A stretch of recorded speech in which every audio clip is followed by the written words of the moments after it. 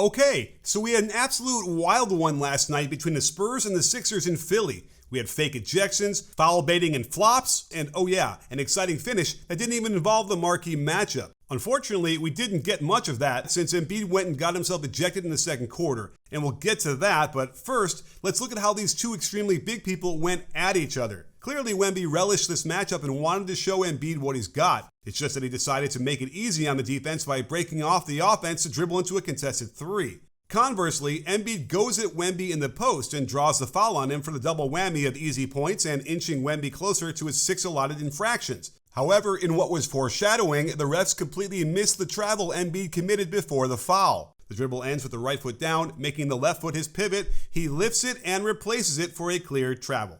Wemby tries to attack Embiid off the dribble, but KJ Martin reaches in and clearly hacks across the forearm, but no whistle. Credit to Wemby for not complaining and hustling back down on defense. Embiid gets Wemby on this pick and roll when Wemby foolishly turns his back and loses sight of the ball, then doesn't hustle to close out on the 3-ball. And right back in transition, he continues to get the better of this matchup by stripping Wemby into a steal and another turnover. We got our first inkling of trouble in paradise as Embiid freaks out when Wemby uses his left arm to hold Embiid down and tip this rebound to a teammate. Of all the refs, it had to be Jenna Schroeder down there that misses the call. But to be fair to her, she can't see what Wemby did from her angle, and she's not going to guess on calls out there, but Embiid still looks upset after the next possession. We get all sorts of jostling for position on the way down to the low post, with Embiid grabbing Wemby's shoulder, causing him to plead to Schroeder for a call. Embiid gives him a little shot with his shoulder for good measure, but this is all healthy contact down low that doesn't rise to the level of a foul. Spurs got clever with their offense by having Wemby run point in this horn set,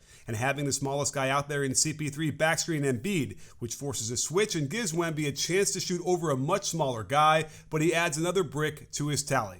Now it's time to get into the insanity, if you're ready, and Andre Drummond started out letting Wemby know he needs to continue to hit the weight room.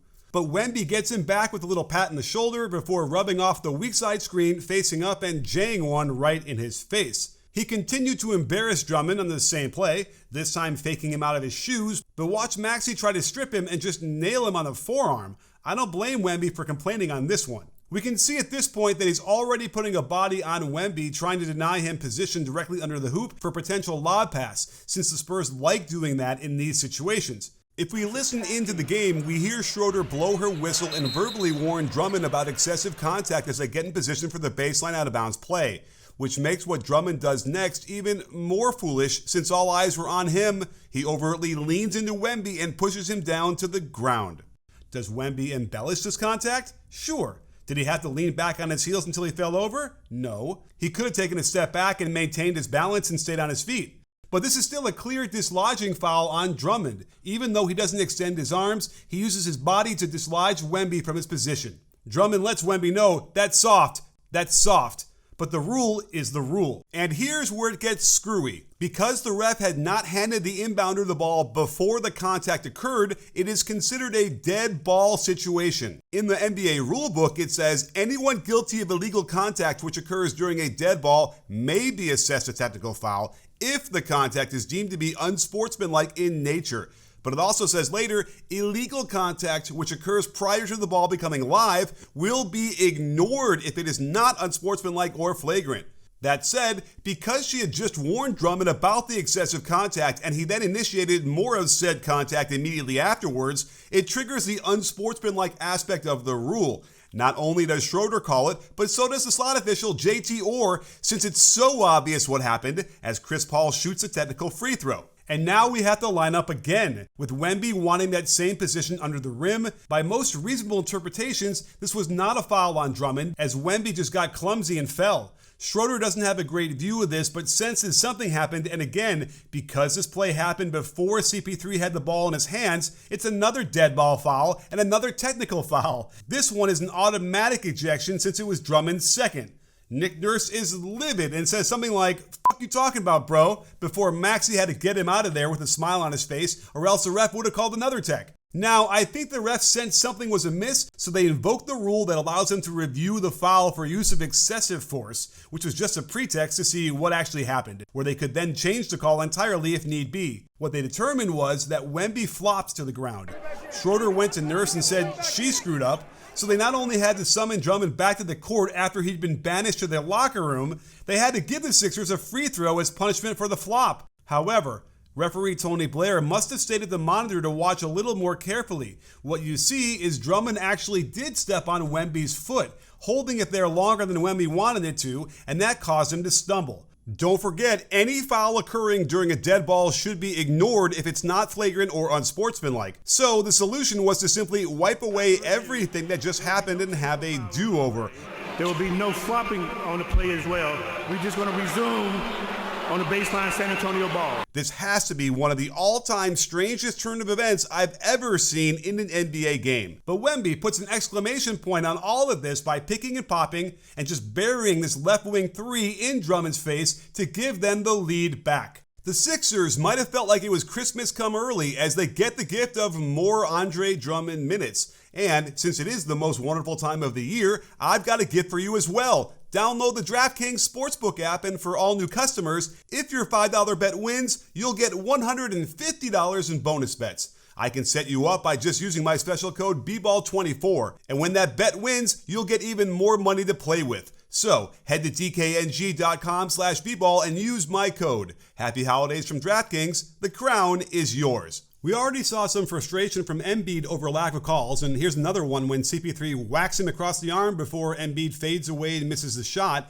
As he reappears in the frame, he's going to point at the trail ref whom he thinks missed the call and complain, which is wholly suboptimal since he's not paying attention to what he's supposed to be doing and gives up an open three-pointer to Chris Paul. Which brings us to the moment where things got out of hand. Embiid drives right at Wemby, and remember, in order to take a charge, the defender simply needs to be in legal guarding position, which is in a direct path and squared up to the ball handler. And that's exactly where Wemby is. There is not much to interpret. Embiid charges right into him. I don't know how Wemby's knee didn't get injured by this knee-to-knee contact that knocked him down to the ground. And yet, Embiid, who we showed was already frustrated with Schroeder, comes running at her in a threatening way, angry at the call, and getting into her personal space. She bows her head and tries to disengage, but Embiid continues berating her, and it's a no-brainer. Both of these technical fouls were warranted, especially since the call was correct in the first place. So there goes the big matchup we all wanted to see, and while this game had some epic shot making, the offensive execution was terrible by both teams down the stretch.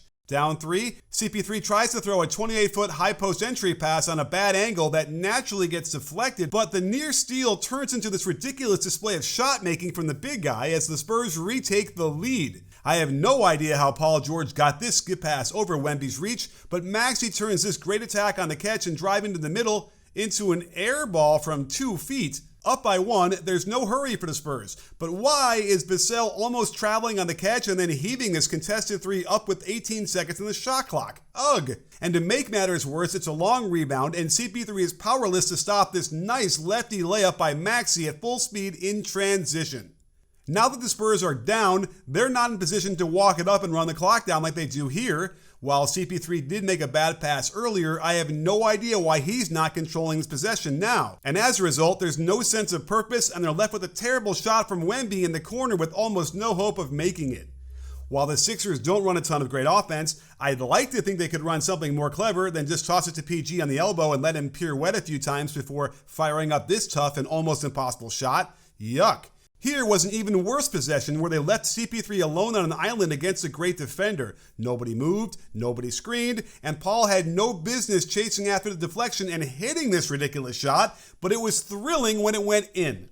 Down 1, I don't like this contested off the dribble 3 from Maxey, but it didn't matter much because CP3 doesn't go and get the ball and allows Champagnie to dribble it up and just throw it away, then makes it worse by fouling Maxey for an and-1 dunk. Incredible display of athleticism and skill on Maxey's part and a dumb foul by the Spurs. Champagnie wasn't done as he grabs the missed free throw and just lets Yabusele steal it from him.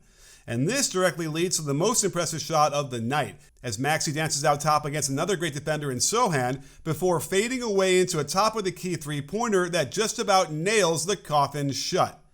With one more chance at it, the Spurs don't need a 3 here, just a quick score. They catch the defense way out of position when Wemby passes to CP3. He cuts wide open to the hoop, and instead of throwing it to him, CP3 makes the terrible decision to jack this one up. And once it misses, the game is virtually over.